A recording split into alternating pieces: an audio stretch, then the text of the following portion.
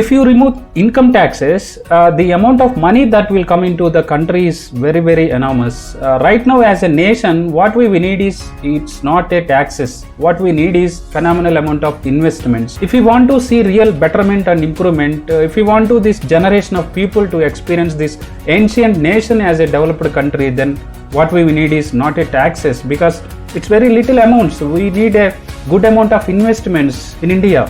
I would say in next 2 years of minimum of 1.5 billion investments what we will get.